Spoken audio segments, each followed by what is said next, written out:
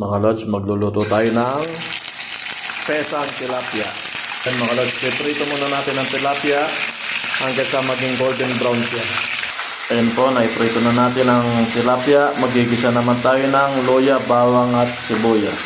Yan mga lods, nagpainit na tayo ng mantika. Gigisa natin ng luya. Natin ng sibuyas.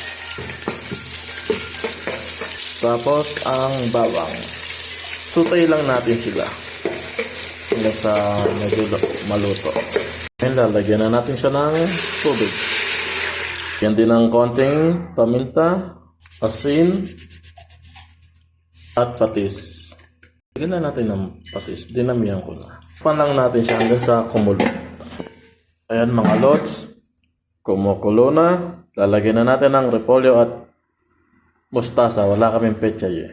Yan, ilalagay na natin ang gulay at ang sili. Sukuloy natin siya. Tapos pakuluin hanggang sa maluto ang gulay. Takpan muli. Sa puntong nito mga lods, kumukulo na, luto na ang gulay. Lalagay na natin ang piniritong isda. Ilubog lang natin konti para lumambot-lambot siya. Para natin muli, pakuluin lang natin ng mga 1 minuto pa. Ayan mga lods, luto na ang ating pesang tilapia. Ganyan lang po kadali magluto nito. Ano pa hinintay natin mga lods? Kakain na!